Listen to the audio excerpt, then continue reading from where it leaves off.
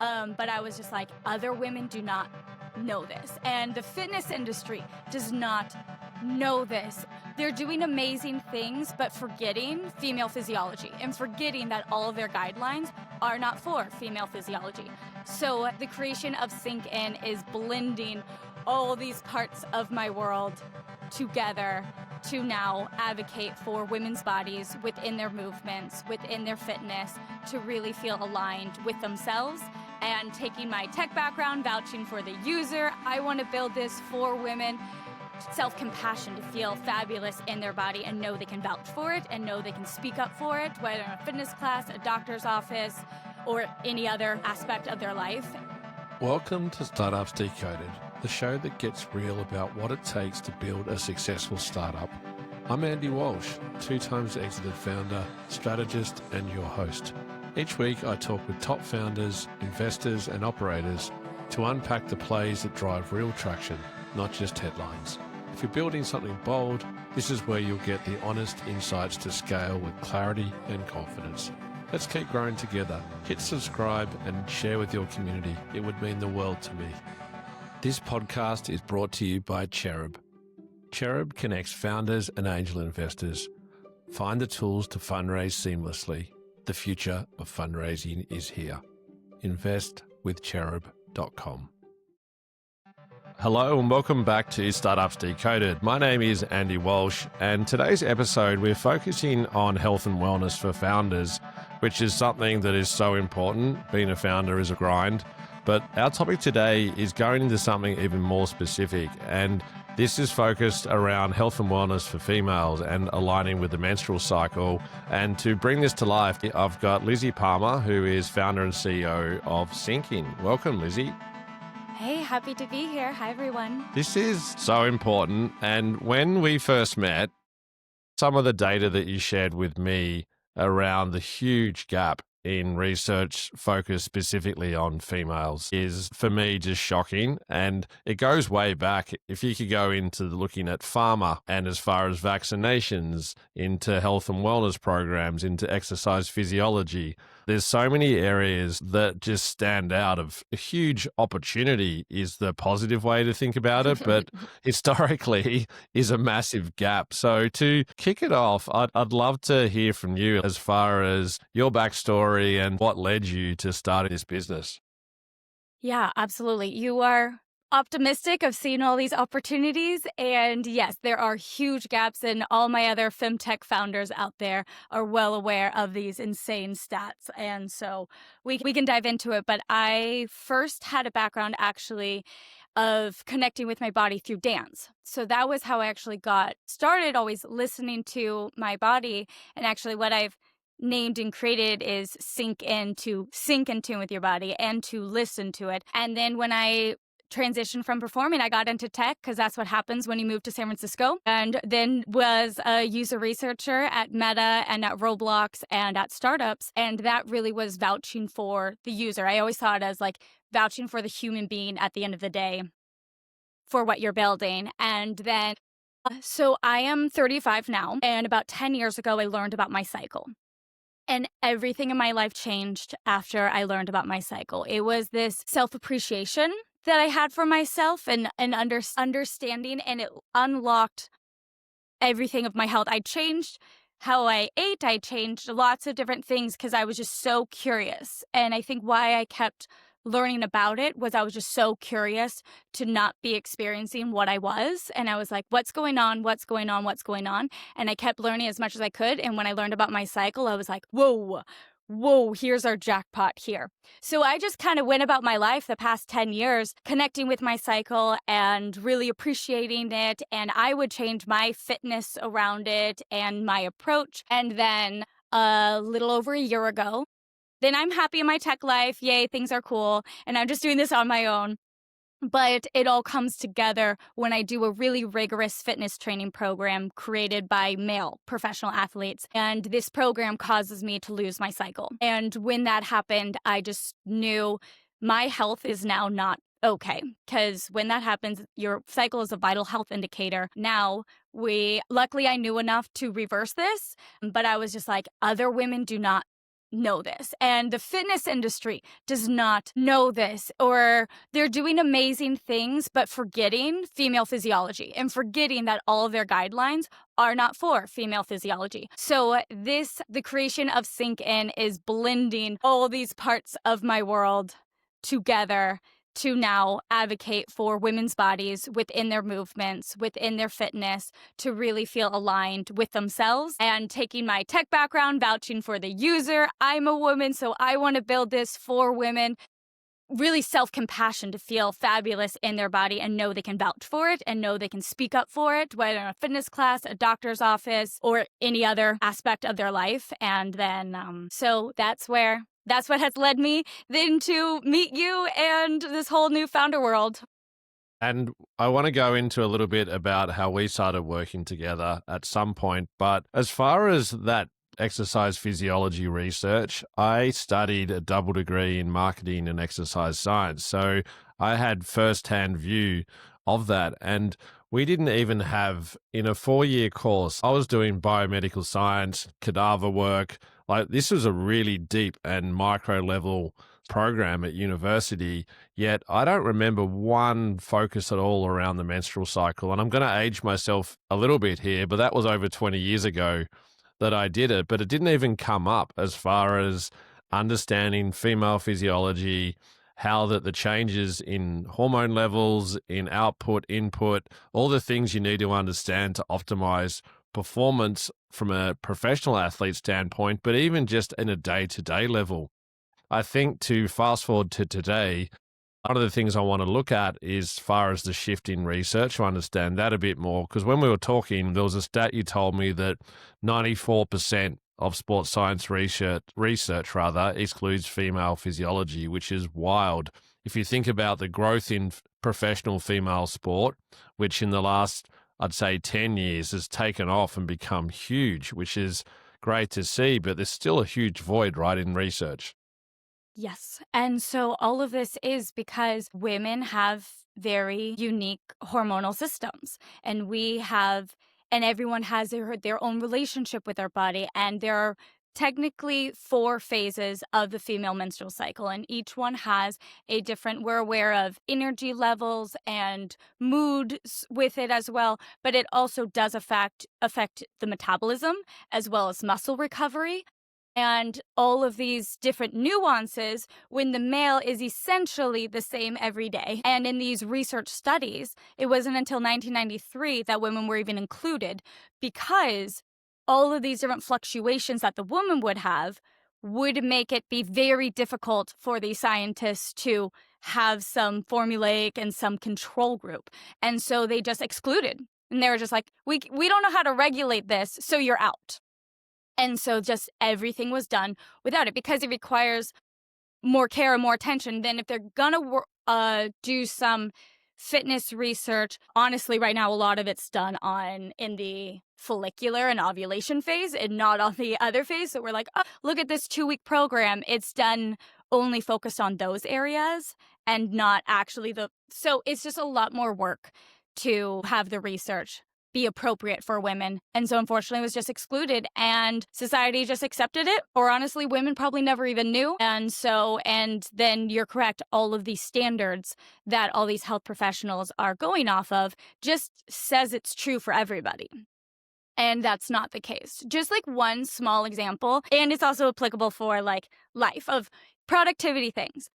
We all kind of say morning, do that hard thing in the morning, right? Have you heard this? Yes. So this is because testosterone rises in the morning. So testosterone is then like a good time to try and achieve that element, tackle that hard thing. So for men, it rises every morning a little bit. For women, testosterone only rises once during the 28-day cycle, and that is during ovulation. So just that habit forming productivity tool that is now common knowledge to everybody was not built for women at all. That is only applicable for men. Yes, women have a circadian rhythm of 24-hour cycle as well, but we also have the 28-day cycle to also account for. So that's just like one small discrepancy out of many, many to tackle. But And it's this assumption, it sounds like that professors doing research, putting it in the too hard basket because of the fluctuations, if they're trying to get a level of control and hit level of significance where their research actually is valid and can move forward, they're eliminating things because it feels too hard. So it creates a void. And I've been doing a lot of research recently because I've got friends who are going through perimenopause. And even at the other end of losing your cycle, understanding hormone levels. And I'd be fascinated to know how many women actually know the different hormone levels. I guarantee that a lot of women wouldn't even realize that they have testosterone and that they'd see it as a male only hormone. yes, you're correct, because also puberty, we're very associated with estrogen for females and testosterone for men, which is true, but both genders have both hormones as well, just at different levels. But puberty is where we hear that, and then it does actually change in adulthood and not used in the exact same way. But it's 50% of ladies are unaware of their cycle. So even the thing about the testosterone mentioned, that would be even less. It's just so there's, in your words, lots of room for opportunity. But for where the research has gone, I'm not shaming these scientists, because the scientists want to do their work, but they also have certain standards that they have to meet it at, and they also have limited funding. And so the funding goes to what is thought of as valuable. And so what this just shows is that they don't think that women's bodies are valuable for who is funding this research. And so it's just women are now actively and continuously standing up for their bodies, saying we are worthy of understanding ourselves, and there needs to be more research for this. And so at 1993, then laws were included saying women need to be included, because they kept trying to skirt around it. But the funding does need to know that it's a worthy cause. And if it's seen as a worthy cause, then funding can go towards it and the work can be done. It's not impossible. Not impossible to do. Sure, there are like a few more, things to get squared away. It is not impossible. And we're moving there. And I say opportunity and not to be flippant as far as historically, and there's so much prejudice and discrimination. But if we're facing forwards, which is what you're doing at the moment with SyncN in your app, for me, I see a few upsides, and correct me if I'm wrong here, is that one, you're being, for every woman who is going through their cycle through to menopause, one, you're talking to half the population of the world, but then you're breaking it down to a menstrual cycle, and whatever that number is, a massive number of people. And at a foundational level, you've got people who could do simple changes in their life that complement their cycle, that allow the impact to be less, right through to professional athletes, the best people in the world, who, if they're not acknowledging and understanding that this is critical to their success and how they train at such extreme levels and the diet that they have, their mental health, etc., then they may not be able to succeed at the same level. And turning that into a question, in your research as far as what you're reading and learning, how much do you think professional women's sporting teams understand about the difference between male and female physiology, and how much are they using it as part of their training practice? So this is where there is change and growth happening. This is how the U.S. women's national soccer team is training now currently, because especially in team sports, like the team needs to be as strongest as each individual, and how each individual can be as strongest is knowing what is best for that individual's time. So I also just want to mention too, before we get further, of ladies with their cycles, knowing how many individuals are irregular or have unique circumstances with their cycle is also extremely common, and we need to also account for them as well. Between the ages of 18 to 35, 10% of people have PCOS, 10% have endometriosis, 4% lose their cycle. So there's a lot of even nuances just within cycle, and those are then true for those athletes as well. So then what does it mean for the person for PCOS who's trying to achieve this athletic goal and on the team and expected to do something at a certain time? So I very much see a lot of this as knowing the muscle recovery does change during different times. And so that is needing to be like adjusted by the individual, knowing is this an endurance day, or is this a push day? Or do I need to give myself the self-care afterwards? Do I need to cancel other plans afterwards, possibly, to be able to extra support myself? So looking at these athletes, if we look at the individual, how can we make them be the strongest that they can be? And doing that is understanding and listening to their body and I see it as like using all parts. We already use sleep. We already use what we're eating. We're already using how's your mental health. Like we're using those other aspects, but no one's been including the cycle with that full training. And we want our female athletes to be absolutely as strong as possible as they can. And so like wanting to equip them with the most powerful and up-to-date tools and training tools that are appropriate for their body, for their muscles, for their recovery.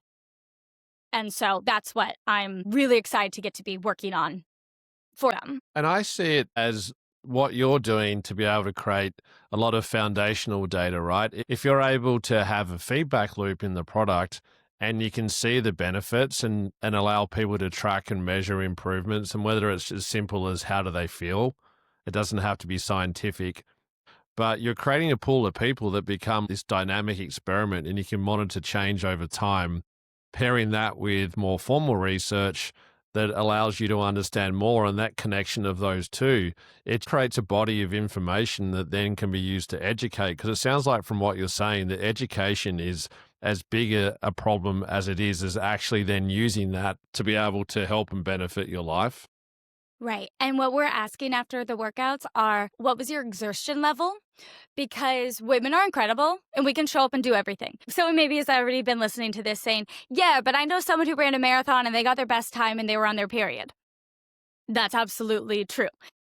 Women are awesome and we can show up and do anything at any time. That doesn't mean the exertion level is going to be the same. It might feel different in the body for how it's doing, and then the recovery time is going to need a different type of support system. And so that's what we're like asking and can track on that individual, and to be able to realize your exertion level feels so much higher on this time. You can still show up for it, but also let's give you the care you need to support. But really the deeper level care is her self-acceptance that she is not the problem. It's not, oh my goodness, that run felt really hard. I think I'm not a runner anymore. 2 weeks ago, I did this time and I felt amazing and I was awesome at it. This time felt so hard. I think I'm the problem now. And it's like, oh, no, you're not the problem. Your body is just physically different and processing it differently. So not to compare those times against each other. So that's where everything's self-compassion, underrooted. And that would be, I'd assume, demotivating for anyone. If you feel that you're training and you're making progress, and then there's a moment in the monthly cycle where you have some flat days, that could take away motivation. But if you have a scientific complementary reason to know at this point in time, it's expected you're going to have less energy, be more tired, whatever those physiological effects are on your body, then it allows you to maintain focus and go, okay, I can accept that, and humanizing you in a way through science rather than feeling like that you're a victim of all the social stereotypes, which come from males primarily, in that you just have to suck it up and deal with it rather than actually acknowledging that it's completely out of your control and it's a natural 4-week cycle for females. Yeah, and the thing with it is some of the cycles get a bad rap. Some of the phases get a bad rap, where in our society and in fitness, we always value the best. What was the best? My best time, my best thing, like we always want that best. So everyone thinks, and I mean, I have thoughts too of like, be better than you were the day before, like all these things. But for females, it is not linear like that. It is not linear. Yes, we have progression and moving forward, but we do it within a cyclical nature. And each phase has something, I'm most excited, has something beautiful to offer for it. Was it your best time that you felt and you're like a champion on top of the world? Maybe not if you're in your luteal phase. But is your focus and your attention and the ability to execute and to zero in, that is there and that is strong and is just a different type of skill and leverage that you have at that moment in time. And then menstruation is a beautiful time to literally release and relax and let go and reflect. I mean, we'll do retros for a job, like how did that project go? Let's reflect on this. Let's take a moment and see, and what do we want to bring in to the next project type of situation.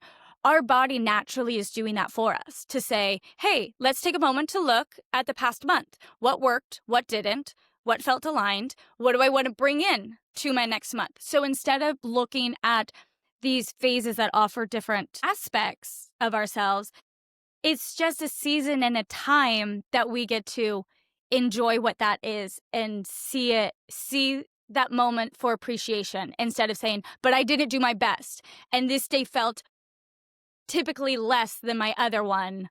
So that means now I am decreasing. And it's like, no, we're just doing something else. Like if a retro was happening, are we judging the team based on the output that they did? No, because the output was already done. Now they're reflecting on it. So the thing is judging the wrong aspect. And so instead judge the retro for what the retro was. Did we communicate? Did we reflect? Did we get to, overlook and oversee it all? So you have to, what I'm interested to do for females is shift that judgment level that we have. Instead of judging ourselves by our best, get to know ourselves and not judge at all. So I don't want to be using this word, but to feel so strong in yourself. And so if you came to me talking about a retro and you're yelling at me about execution, I would feel strong enough saying, thank you, Andy.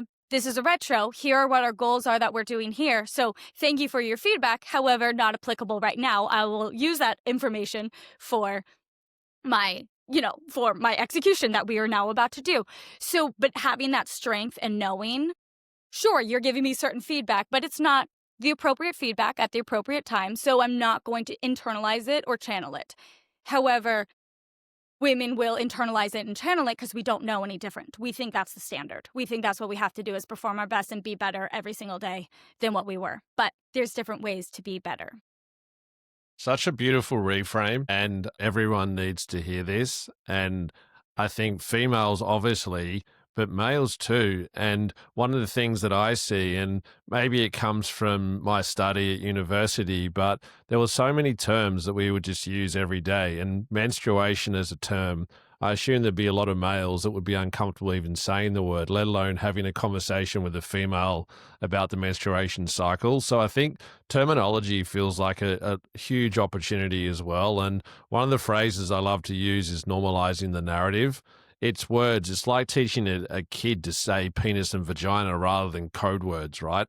Like the ability for people to talk so openly about this rather than sweeping it under the rug and avoiding the conversation. It's like, this is not going to change. This is part of half the population of the world's. So having these conversations more and getting this information out there, it allows people to have more empathy. And empathy is what allows us to level out as humans and understand each other better. So I'm excited, like, one, for that normalization to happen, but two, for female athletes in all shapes and forms, whether you go for a walk each day or whether you're Mia Hamm and you're one of the best athletes in the world. This applies to everyone. And what I really appreciate about what you just shared is the curiosity coming at it and just allowing to come with curiosity and exploration instead of being a must or a should or a labeling. But that's also where when males engage in these conversations, you're allowed to be curious. The education hasn't been there. 50% of ladies don't know about their cycle. Sure, men don't know either. Nobody knows. So let's come to this with curiosity and openness about it, as well as then ladies coming to their own bodies with curiosity of, I'm in pain. I'm curious. I'm going to keep learning. My doctor said it's just what it is. No, keep getting curious and keep finding out why, because our bodies are not meant to be in pain. That's not why we're created, and we do not need to be in pain. It doesn't need to happen. So to keep getting curious around it. And the more curious we are, then we're going to do research to keep finding out more. But luckily, there has been research being done, and it is continuously being done. And where this shift is happening is enough foundational research has been done of knowing how these hormones are shifting, knowing how the metabolism changes, we are seeing that ACL tears in women's sports, unfortunately that they are occurring, but they are occurring elasticity changes also throughout. So ladies might be like, oh my goodness, I'm more flexible at a certain time than another, but there is a trend that they are happening at a certain time. And so can we notice this and be aware of this and give right training exercises to help prevent this? And, game day, you might need to show up and do it because you just gotta do it. But then training, we could absolutely do some different approaches to training to not overuse a certain muscle group that might be more fragile at a certain time. So being able to reduce injury, because women's sports is taken off and we are going and we want to see these ladies thrive in their body. And if they know their body, then they can thrive in their body. This podcast is brought to you by Cherub. Cherub is an AI-powered investment platform matching founders and angel investors. The future of fundraising is here. Delightful data rooms, diligence and deal flow. Founders, get your application fast-tracked. Use the word decoded. Invest with cherub.com. So powerful. And I'll tell you an adjacent statistic. I was talking to a friend the other day, and he was talking about ACL injuries for NFL players playing at MetLife Stadium here in New York. And it's got a higher ratio because of the surface. And there's a whole conversation happening around it. I guarantee you a lot of people would know that conversation, yet what you just shared about female athletes aligning with cycles and an increased chance of injury, like there'd be a tiny percentage of people in the world. And there's just a real shift that needs to happen in research and education. So I love that you're doing that. And to extend that into more formal partnerships, you're talking to athletes and teams at the moment about being able to integrate SyncN into their health and wellness program so it becomes a standard across the board. Can you talk to us about what that looks like as far as a collaboration together with a partner? Yeah, I've been so excited for partnerships. Also to frame things also, because I know I'm speaking with a lot of founders here. People in my life have really been shitting on partnerships, saying, don't do them. They're such a headache. You just have to put so much work in. You don't get much out type of stuff. So I say, do what feels right for you and what you enjoy. That was that person's circumstances. I am extremely social, love collaborating with others. So this has been so much fun to work with others. And especially then, I intentionally wanted to make sure SyncN was ready to provide value. I didn't want to be a partner with someone where I just kind of was a little leech and I was like, you're cool, I'm hanging on. I really wanted it to be a win-win for all involved. And that then SyncN can help these athletes with these injury prevention and muscle recovery and knowing how to show up. So then I am providing a value. And so it's a value share that we're able to give each other. And then looking at, I just was curious to hear your thoughts on this too. Interesting advice from a fellow founder who had said not to do a partnership for more than 6 months with someone, because especially part of your goal is a shared audience, is to not do it for more than 6 months because you're going to tap out that shared audience in a way. Maybe it could continue, but do it for a quarter or do it for an event. I'm based in New York, and again, I love doing things with people. I know this won't necessarily scale, but getting it off the ground, doing events in person and getting to connect, then I'm able to get feedback. I get to do a sample project with another company. We then get to share our audience. We get to see what it's like working together in the way of an event. Becomes a win-win for all involved. And then we can continue the conversation later on if there's more to be uncovered and different steps. So I'm also approaching it as baby steps and as feelers, and knowing partnerships is sometimes key, but also knowing I have to keep the car moving and got to keep it going. And if the partnership's willing to come in, then we can go together. Please jump on the train and let's go. But I also can't stop the world just for this one event partnership if they're not replying either. It's great, we'll try again next month. Great, we'll try again here. And so this is where it's my longevity within SyncN and my longevity for showing up and for being open to these partnerships and knowing and trusting I'll put it out there, I'll keep moving forward, but they'll come, they'll not come, then we'll continue moving forward. And then when we're ready, because I also do want to be the best partner to somebody else and want to provide as much as I can and support. But then also I can do that. And then if it's not matched at this exact month, then it's like, okay, instead of just like destroying you, saying, how dare you, you then suck. It's like, no, I understand. You're also dealing with all these other things as a business owner too. Like, we'll just table it and continue on to keep going. So that's kind of some of my thoughts right now on partnerships. But I'm so excited because obviously, as we've been talking, my product's about women understanding their body and owning it and showing up to their life in the fullest way in whatever that is. And there are so many complementary products and offerings and brands that align with that in their own way. They're just doing it in a way of, I just met someone last night who it's skincare for athletes, and understanding sweat is happening more. And so she has that same inner goal of wanting the ladies to feel the best in their body, in their skin, so they can show up to what they want to show up for. And so it's like, we are so aligned on this, but it's like skincare is very different from what I'm doing. But so there's so many different potential partnerships to leverage. And now that I have the product ready, I'm ready to go full blown into my partnerships for it to be a win-win. For sure. And I can speak to partnerships. I've done it a lot historically. And the rule generally is that a partnership is a great acquisition strategy, but it's not for retention. So you look at something obvious like a Verizon and Netflix. So Verizon will say, come and join us and we'll give you free Netflix. It's just a simple tool to offer a dollar value that is a simple transaction, right? You save $15 a month, whatever it is, by being on Verizon. So you can equate a dollar value. But typically existing customers are there because they like the product. So it works for a period of time, but people get over it. The novelty value of acquiring people through that wears off because people see the message over and over and it dilutes the value of what you're doing. So it's a great acquisition tool. Initially, it has a shelf life, definitely. And then to be able to maximize it, you do need to broaden it. But one to many, where there's a mutual benefit, is so strong, where there's existing audiences that could get value from your product.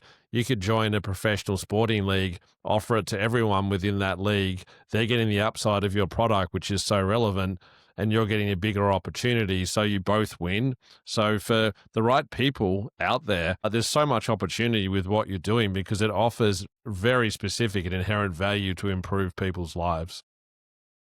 Right. And also, I'm all about action. I'm all about action inside what my product is for. We're literally moving your body and feeling aligned, but then also I'm just action oriented in general as well. So like, let's make it be an active partnership so we can actually see. And some of my first questions I'll ask people that I'm looking to partner with, I'm like, what are your goals?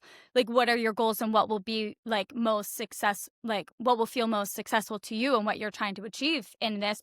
Because also in my early stages, I have certain goals. Like I have a few. And so now I can assess which of these can I go on. Because some I'm looking for additional partnerships. Some I want to connect with my end user. Some I want to connect with the right investor. So I'm like, which are you doing? Because I can't address all of those in the same event or the same type of thing. But knowing what you're most excited by and what you're aligned with, then it's like, oh, does that match one of mine? Perfect. That's the one I'll activate. And so with my partnerships I'm seeking with and starting now is looking with professional athletes to be able to work with them both as beta testers as well as brand ambassadors. And so that then they're able to both use it. And with my user research background, I really care about providing value. That's the whole point. I really don't want it to be I got them and I got their money and now they're out. That won't be a success to me. Sure, financially cool, but like I really want to provide this value, and that will come from all of the work I do and the listening that I do for the athletes. But they'll be able to see more of what I've done by using it. And so then it's a win-win because they're using it, they're getting feedback. I'll be able to understand what that is, see if other people are having the same situation, and then being able to make product adjustments based on that while they're able to share it with their audiences. And I also see it because this is for people who have a sport and are committed to it and want to use the fullest strength of their body for it, as well as those with hormonal imbalances of PCOS or endometriosis who've never had a fitness plan before that ever takes that into account. So some are somewhere in between, really. And some then are professional athletes with those hormonal imbalances. And they're like, oh my goodness, please, I've never had anybody understand my body in this. So we're wanting to go directly to the source, to work with them, to learn from them. And all collegiate levels look at the best. So, even if you're running for a marathon, people are going to look at those who are the professional athletes and be like, well, the professional athletes do these types of gels. They use a liquid, so I should probably use a liquid to rehydrate. And it's like, okay, well, like, what are the professionals actually doing? Why are they doing this? But everyone's going to be looking to them. And so to be able to also connect with our collegiate level athletes, so that's part of the strategy with it. I see a huge opportunity for storytelling in what you're talking about there as well. We talked earlier around education being a really critical part of what you're doing. People need to know the terminology, they need to understand their body. And once people are aware of that, it creates desire to want to do it. And if you're partnering with a professional athlete, the collaboration that you can do to look at that person. People love human stories, and we're in a world where content has been democratized so much that anyone can create stories. So there's more out there, but most of them lack a real human approach to what you're doing. They can be quite contrived for a very specific output, but what you're doing is able to put a spotlight on someone's training program and look at how historically they've trained, what they've adjusted, the input that's come from the app, but then also how it's changed their life. Have they noticed better mental health? Have they noticed better recovery times? All the things that you know about it. And it makes it relatable, but you can also do it with your everyday athlete and taking the Nike approach of that every person is an athlete. It's whatever you choose to do. And it could be exercising 3 days a week and people would think their story is not that interesting. But if you've got something that people suffer and no one's talking about, and you're able to tell the story about how they've been able to maybe just slow down the impact and the effects that it has, because that's so debilitating for so many women, which means quite often you can't even get out of bed or work because the pain is so much. So that education part on both ends of the scale is really, really critical. And then how many people with endometriosis are trying to sign up for the New York City Marathon and then saying, oh my goodness, I don't know, week 4 says I have to do this certain thing. I don't think I can show up for it. I don't know. Now, am I off my plan? Am I not? Can I even still do it? Like, and it's like to get rid of that little headache and confusion around it and to making sure they know they still can achieve it. We're just going to achieve it with the flow and rhythm of their body instead of fighting against it. I think looking at you as a test subject, we met maybe a year ago longer and talking about what you're doing. Like, I'm very passionate about exercise and sport. That would have been my other career if I hadn't have gone down the path that I'm in. And we talked about that and I saw your mission, but I also got to know you and looking at how you use your own product to change your life. And you're one of the most passionate and energetic people that I know. And being a founder is not an easy game to be in. It's stressful and it's hard. And I see how you just have such focus and clarity with what you're doing, and your feathers aren't rustled very easily. Would you say that over time of learning and growing and understanding the space, that you've observed your own mental health and energy levels, etc., improve as a result? I mean, all of this, it's always a continuous learning and acceptance of myself and knowing where I'm at and processing it. Things will come up and I have to process it, and then knowing what's the right way for me to process it at the right time and what's kind of going on. Do I have time to process it physically to get it out? Because obviously I do love connecting with my body. So I have a little trampoline that I will use in between things. I use it as my mood stabilizer sometimes, because if I'm because you also have to be in the perfect zone to do certain work. You really got to be right there for it. If you're too excited, my goodness, you can't focus, but if you're like really upset by something, you also can't do it either. So if I like, probably like after this, I'm like, this was fun, this was so exciting. And then I kind of need to like get that out. It's like, how can I send like a little email that I have to put all these tags and links to? That's just kind of like, you got to be right in the middle place for that. So I'll use my trampoline to get my energy out, release it, like, and not try to shove it, and to be like, no, you're excited. Let's now get this out, do it, release it, and then come back to the task at hand that you're needing to do. And sometimes the same will be the other direction. If things are not going well and I'm not in a place, and shifting my gear and knowing, you know what, I have to shift my gear down. And that's what I need to do, because what I need and what SyncN needs is for me to be okay. If I go, this goes. And this cannot go because women's sports needs this. And so I'll like need to shift down. There's a yoga instructor who had said, have your breath be louder than your thoughts. And also I was a actor and performer, and it's always like, make sure in the scene your intention is bigger than any fear of the high note type of thing. Just like play the intention. And for what I'm going through now in founder life, it is, well, what is the value I'm going to provide? And that is going to overcome any ridiculous remedial task of setting up revenue cat and sending the next version into the app store. And it's like, but that value is bigger than what this task is. So sure, I will show up to this task and do this because of the bigger intention behind it and the reasoning behind it.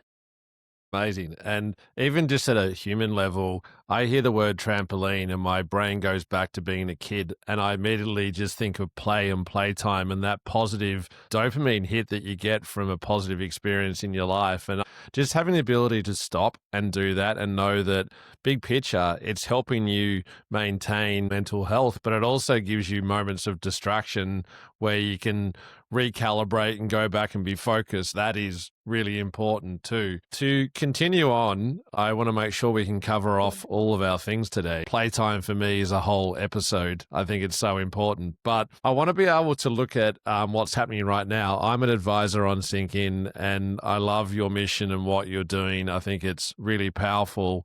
And I'd love to talk about the impact that it has on you. And we talked a little bit about your change over the last 10 years of understanding and learning and ultimately creating what you're doing now. We're fundraising at the moment, which can be really confronting in so many ways, as far as the energy and output required to get a meeting, let alone to close a deal. How do you approach the combination of your own mental health, physical health, with the time that you need to invest into doing something like fundraising? How active are you in planning that out? I think it's gone through different phases, and I'm also one who doesn't half-ass things. When I do something, I really do it, and I want to excel at it. And I also think that the harder I go, the more you as my advisor or someone else seeing it can give positive feedback. And if I just tell you about what my deck would be like in theory, you'd be like, sure, in theory, that sounds interesting. Instead, it's like, here's as far as I got on my own.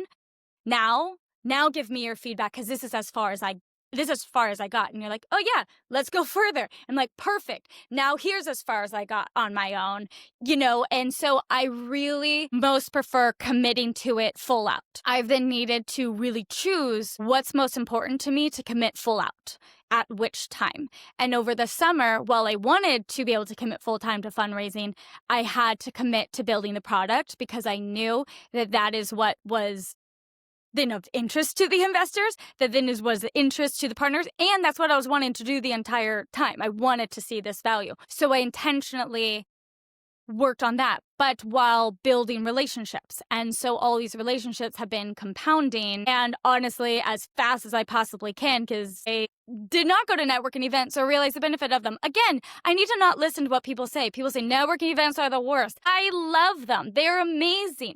I meet so many great people. That's how I met you. So I just was like, don't go, because people say it. No. So now that things are in a place, I am, and Also, to love talking to my founders. Clearly, I love talking to my founders, that I call them scams. There's a lot of scams out there. It's like planning a wedding for the price goes up.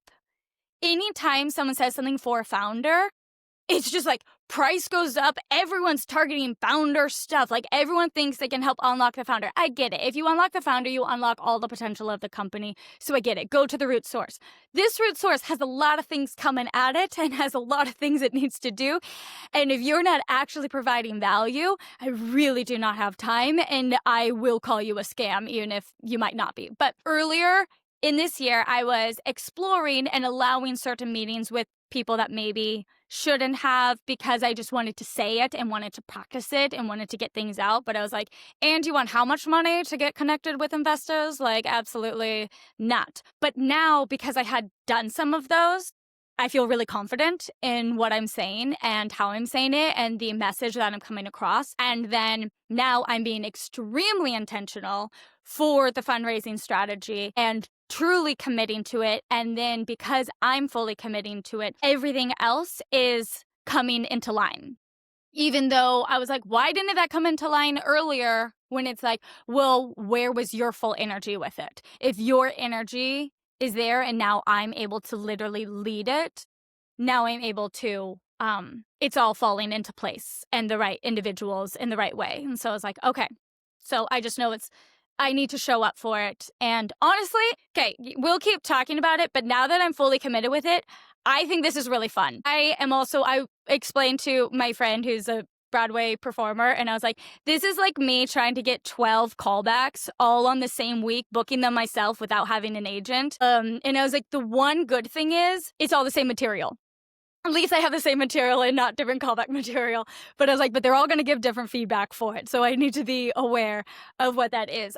But now that that's happening, like, are you kidding me? I'll pitch this all day long. I'll talk to everybody about it. And then I'm really just looking to connect with the right people who want to be in on this at the ground level. And so now I feel really confident in what's happening. I'm really confident in the partnerships and the people that I'm collaborating with. I'm really confident in that I'm getting to show up as myself. I thought I had to be something other, or I wasn't allowed to be excited, or I wasn't allowed to put an exclamation point on something. And it's like, no, I want to, and I'm able to. And also that's how or send a voice memo to somebody. That's how I like communicating. I like speaking more. So I'm putting all of these things in my area of strength. And then if I'm able to come from a place of strength, that is recognized. And that is what I'm needing to do as a leader, and also with the people I'm interested to collaborate with for fundraising, is we are partners in this. We are going to be partners, and I want to partner with the best people that I have criteria. They need to believe in SyncN and women's health. They need to believe in me as a founder, because obviously I'm the one here for all this. And they need to be smarter than me and in this for the long term. Because I really want people, I'm only working with people who are smarter than me, because again, I can go so far and I will go so far, and then please unlock more. And so now that that's clear, I'm like, let's go. I respect your energy so much and your ability to lean into things and make them happen, ask for help from people when you need to. Pragmatism that not every founder has. So I think that's really strong. And I think it's important now to talk about the app itself. And again, your tenacity to get the app live. Anyone who's listening who wants to give it a try, tell us a little bit about where to get it and that onboarding experience. Yes, you can get it. We're SyncN, SYNC, then the letter N. And we're on Instagram at SyncN app. And then those are all of our handles, so you can find us and download. And we do not collect any of your personal data. So this is the most secure women's cycle tracking app, as well as we will then provide you the right fitness plan aligned for your body, this compassion, and we put it into action. So you just get to come, press play by our amazing, fabulous founding team of instructors, and then you are set. If it's a longer warm-up, if it's not, we're right there for you. And I'm also had the pleasure of getting to attend by Billie Jean King's Women's Sports Foundation event the other week, and Michelle King had said, she gave her award to everyone saying, this is for people who did not wait their turn. And so to really step forward, even before it's maybe time or seems appropriate time, but just to not wait your turn. So that's also what I want to say to the founders, to keep moving forward, because our turn comes from other people's timelines, and it comes from when we're ready, and we're ready. Data protection, for anyone who read the headlines about Flow, there's lawsuits coming everywhere. They got fined $8 million. I think Google settled at $52 million. Meta, they're talking about billions because they were scraping all the data from that app. And it's awful when you see that happen, but people need to be aware about privacy and protecting what they're doing with that. But to go back though to the product, I also want to make sure that everyone listening gets a pretty good deal. I like to get mates rates wherever I go, and being involved in the business, I feel like we can offer listeners something pretty special today. Yes, I'm excited to get to share that all the listeners are able to use the code DECODED and be able to get 6 months free for the app. And it takes 3 months to notice hormonal differences in a woman's body. So the changes you make that will help set up for you, it takes 3 months to see it. So we're really with you for the long haul and want to see those longevity changes that feel right for you. So the 6 months is a gift, honestly, to your body, to stick with it and know that it's beyond just a 1 week challenge. It's amazing. 6 months free is a great way for females to help, one, understand their bodies, but two, see a noticeable shift. So that commitment is going to be worthwhile investment. So that's amazing that you're sharing that. And I'll put all the details in show notes on my social channels, and you'll be able to reach out to Lizzy directly if you want to. Lots of opportunity in SyncN. So Lizzy, thanks again. This has been such a treat. I obviously work with you, but I feel like that I've learned a lot today too. So I appreciate that. Thank you, Andy. Appreciate being here. Thanks for listening to Startups Decoded. If today's conversation helped you think differently, share it with the founder in your network. And don't forget to subscribe for real-world startup insights every week. We really value your support. If you're interested in partnering with us, email hello@startupsdecoded.com. I'm Andy Walsh. I'll see you next week.